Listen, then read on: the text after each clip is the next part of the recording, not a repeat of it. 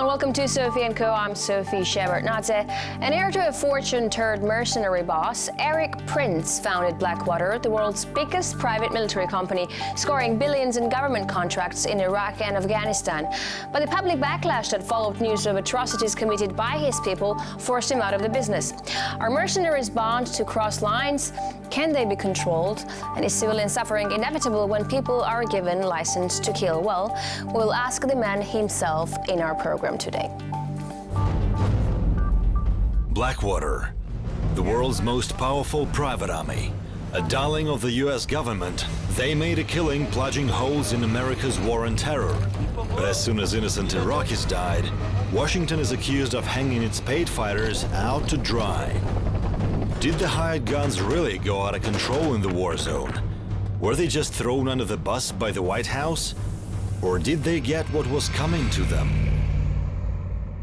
Erik Prince, founder of the biggest US private military contractor, Blackwater. Welcome to the program. It's great to have you with us.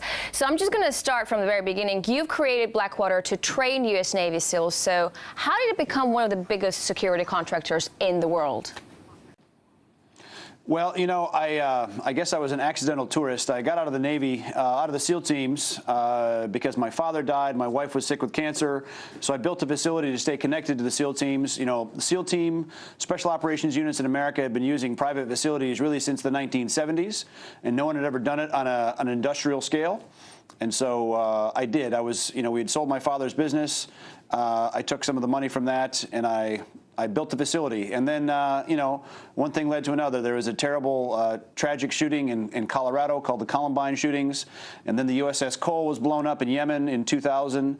And then, of course, after 9/11, we kept saying yes when the U.S. government called to need our help for training or logistics support, aviation support, security.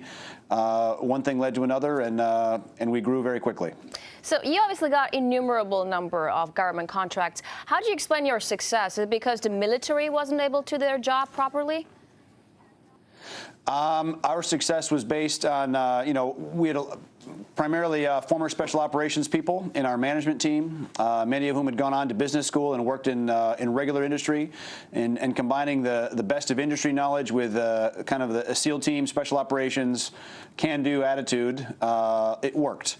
And, look, the U.S. military is very large, very capable, very good at conventional operations. But when you stop a massive conventional operation and now have to retask and become a counterinsurgency force, that creates some gaps. You can't take that air defense missile guy and make him into a policeman or into a bodyguard that quickly. So our skill set was taking existing pools of talent, guys that had served before, giving them the right training, the right equipment, the right capabilities to go out and do a job on a temporary basis. So is this what you were essentially, policemen and private guards, bodyguards? Is this your main difference with the military? Look, the main missions of a contractor like that is not to do offensive combat operations, but to play defense when necessary, whether it's guarding a base, guarding people, guarding a convoy, providing support, aviation support. So we're not going out there doing offensive missions, but rather supporting the uniform services while they're doing their offensive missions. And certainly operating that close or along the edge of battle means that sometimes we get shot at. And so whether some of our helicopters were shot down, our aircraft were shot at, and certainly our men were shot at on an almost daily basis. But you were operating in a war zone, right? So the military in Iraq and Afghanistan, for example, had very strict rules of engagement. Did you follow them? Sure.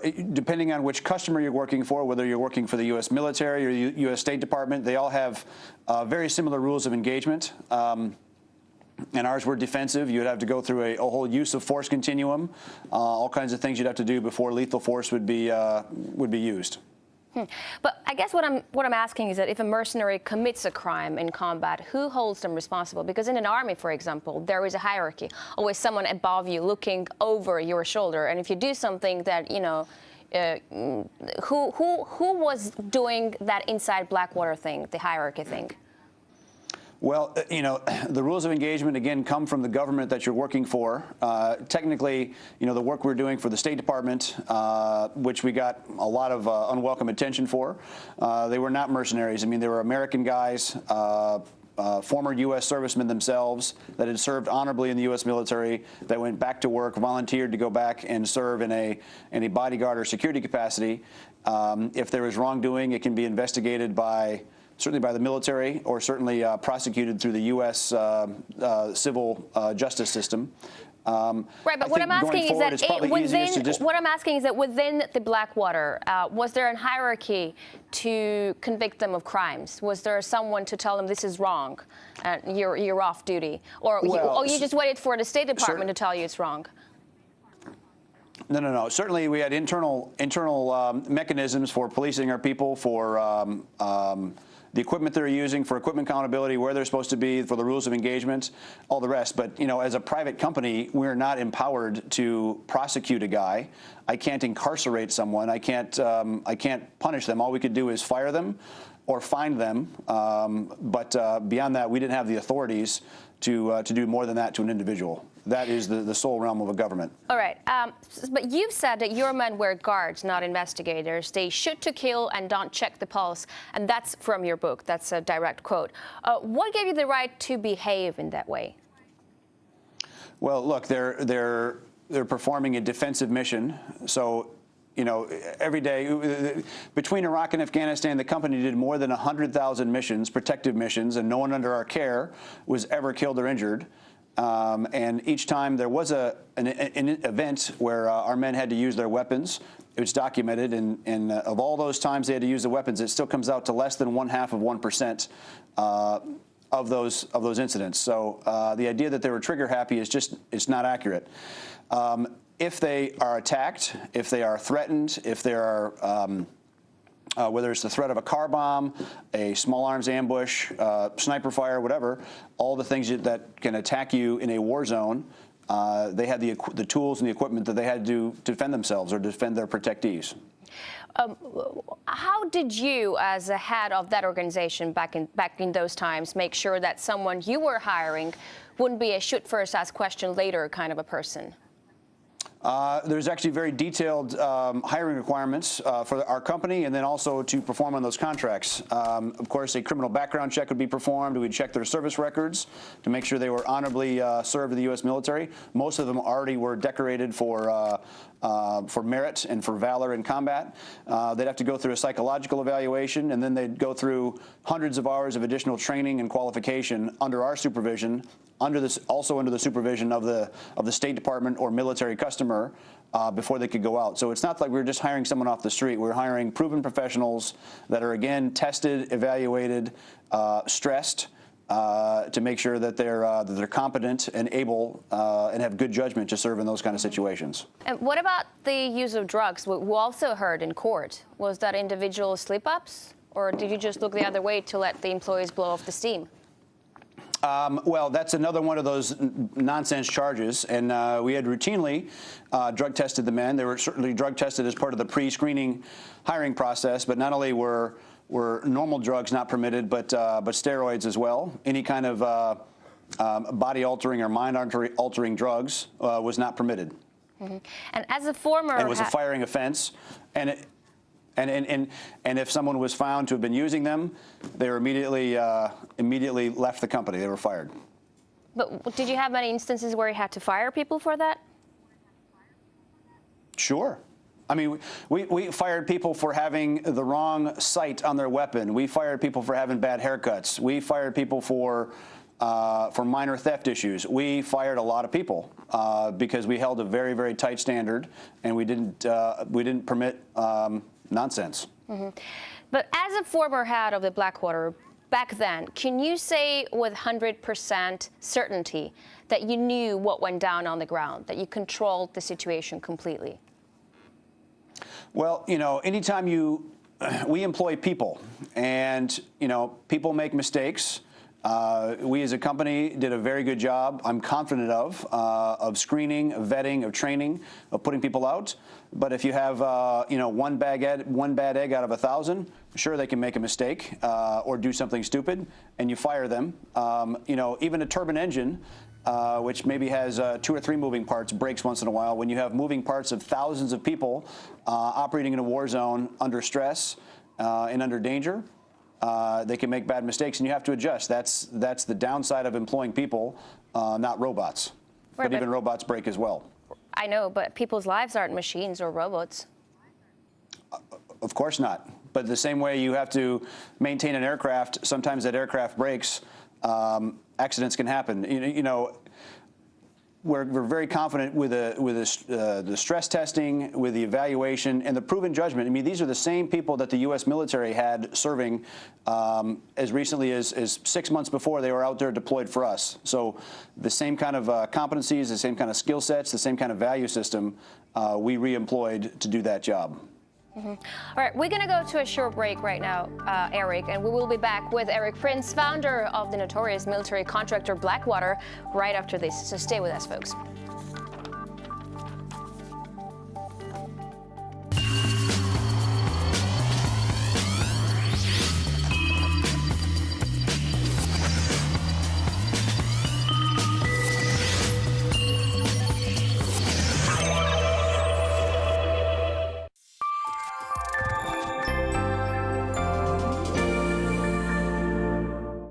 A century ago this year, the First World War started. It fundamentally changed the global political order. Later, an even weakened international system set the stage for the Second World War. Since the end of the Cold War, the global order has been in limbo under American domination. In the 21st century, just how stable are world politics?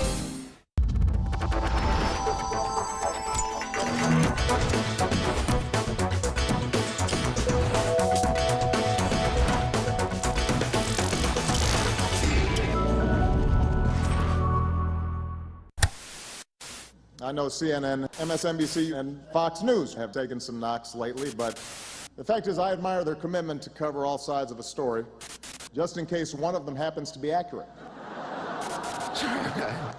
That was funny, but it's closer to the truth than you might think.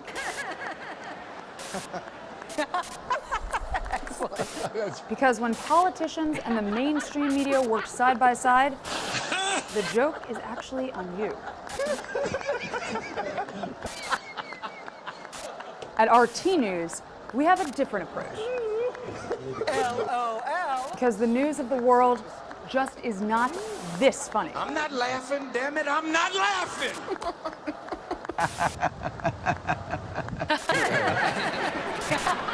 You guys stick to the jokes, we'll handle the news.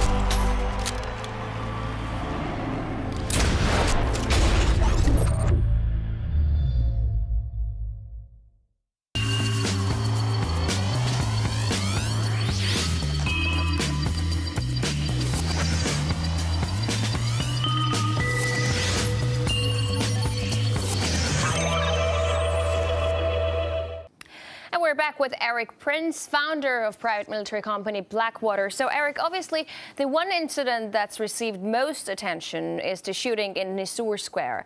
Now, the U.S. military labeled the shooting a criminal event, an unprovoked shooting. Who should bear the brunt of responsibility? Well, I don't know that the U.S. military labeled that at all. That might have been one person's opinion that was given. Look, that's a... anytime innocent civilians are injured or killed in battle, it's a tragedy, as you're seeing played out in Syria on a daily basis. When you have 130,000 people killed by the regime, bombing civilians, bombing schools, that's awful. What happened in Nisour Square, just to give you context, It was a very dangerous time in Iraq. There was thousands of attacks on a daily basis across the country. One of our helicopters was shot down a few days before. 2 other small arms ambushed, put some of our men in the hospital. Big roadside bomb attack. That morning started with a suicide car bomb that blew up outside of a venue where a State Department person was at a meeting. We then sent a support team to clear one of the traffic circles, making it possible for those for the team to get that person back to safety. And while they're waiting there, some cars didn't stop, didn't obey all the rules of engagement. You know, there was flashing lights, sirens, even a laser beam that you'd shine. Even warning shots. A car kept coming, so shots were fired to stop that car, and then other small arms fire started hitting our vehicles. And the reason the guy stayed there so long is because one of the incoming rounds actually severed the radiator hose at the bottom of their truck, and the radiator fluid drained out, causing them to stay much longer. So there was lots of incoming rounds, and certainly the men had to defend themselves. Anytime an innocent civilian is injured or killed, it's a tragedy. Do you personally feel any remorse for the dead innocent victims? I mean, I understand it's the war. I get that. But still, you are a human being after all. Do you feel any remorse for that? Sure. I feel great remorse for the 41 of our men that were killed in action doing the work between Iraq and Afghanistan. I feel bad for the Iraqi or the Afghan people who are suffering under war. Right, but I mean, your men satisfying... weren't civilians just walking around or passing by. Your men were contracted military workers. We're talking about the civilian casualties. Correct. And unfortunately, there was thousands of Iraqi civilians killed before that event and tens of thousands killed after that. Trying to work in a country that's a very active war zone where the country is ripping itself apart. Unfortunately, there's a lot of people suffering. And going and trying to help that situation, sometimes accidents can happen, but you know, there's been tens of thousands of people killed by suicide car bombs, by militias, by them killing each other. The same is still happening in Syria. I mean, there's untold human suffering happen on a daily basis in Syria every day. But you are like a serious private military firm. You're not suicide car bombs. What about the U.S. government? Do you feel like the U.S. government used you as a scapegoat to avoid responsibility? In terms that, yeah, these guys went nuts and shot people, we'll prosecute them just because they're a private firm. You know, in the Vietnam War, the anti-war left went after the U.S. troops, and this time the anti-war left went after any contractors serving in that mission. And because you know, I was the sole owner of the company, I was a Navy SEAL. I came from a conservative Republican family. My father was very wealthy. You know, and our men were armed, and we had the largest weapons training facility in the country, privately owned. So. We made a perfect target to go after, and we really got caught in the politics of the left versus right. The left trying to go after George Bush and any of his policies. Unfortunately, we were a victim of those kind of plate tectonics grinding against each other. Right, but do you feel betrayed by your own government? That's what I'm asking. Because you served them after all. Having you know, building your business based on the merits, winning competitively bid contracts, performing well. Doing 100,000 missions with no one under our care, killed or injured, and then having it trashed because of politics. Yeah, that's a you don't want to go through that again. But when the Nisur story broke out, I remember the government gave you sort of a limited immunity. They immunized you, and then all of a sudden, it all changed. What happened there? Again, that's the politics of Congress and of Washington, and that's why I've moved on. I sold all the Blackwater related businesses. I'm now the chairman of a company based in Hong Kong, and we're building out an aviation logistics capability to provide secure logistics for mining or energy companies, infrastructure companies doing business in Africa or in other frontier markets. Getting back to diplomatic security, you've said that on many instances you regret working for the State Department, but you took so much pride in working for the American government. But you were so proud to work for the government. Would you do this again? No. No, if I had to do it all over again, I would have stayed in the oil and gas industry or mining and built a business that way. Again, I never set out to really be a defense contractor. I built a training facility that performed really well. And we kept answering the phone when the U.S. government called and needed help. And in the end, we were kind of betrayed politically, and I guess in U.S. parlance, you're thrown under the bus. Mm-hmm. You know, some claim that Blackwater was involved with the U.S. Special Forces in Pakistan and in Syria. Those are countries that U.S. isn't officially at war with. So is it like you were doing the dirty work for them? Look, I sold the business back in 2010, and I've had nothing to do with it since then. So I can't speak to any involvement in Pakistan, and certainly not in Syria. Yeah, what about the CIA contracts that were outed in 2009? Well, if you read the last chapter of my book, there's a reason it's written by a third party. You know, certainly the work that I did or the company did has been leaked many times by politicians that talk too much. You can read through the detail there, but you know, in tradition with a guy named Bill Donovan, who was the founder of the OSS, the predecessor of the CIA, he believed that there's a lot to be gained from using a civilian capability from the know-how of Americans that have capability, courage, and know-how to do things in difficult places. And so I tried to continue that tradition. You personally, do you believe the wars in Iraq and Afghanistan were necessary or just a business opportunity? Well, look, 9/11 really damaged the American psyche. You know, when you have, you know, the two tallest buildings in New York and the Pentagon and even a fourth aircraft trying to attack simultaneously, sure, the Taliban were hosting al-Qaeda, and they wouldn't reject him. The Afghanistan war was absolutely necessary. In hindsight, it probably should have been more of a punitive raid and then leave, not stay for, you know, 12 years. Iraq, again, you have a state sponsor who's willing to use chemical weapons on its own people. But there were no chemical weapons found. That's killed tens of thousands of them. Right, but there were no chemical weapons found there. Well, there were some, and I still believe they're out there.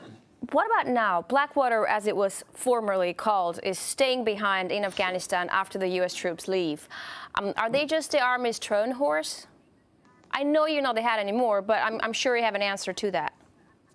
Well, look, anytime, you know, there's going to be a diplomat, there'll be an embassy there, there'll be some kind of a training or support function, I'm sure, left behind for the Afghans because you know, they need logistic support, combat service support, aviation support for the Afghan army to try to continue to defend the country.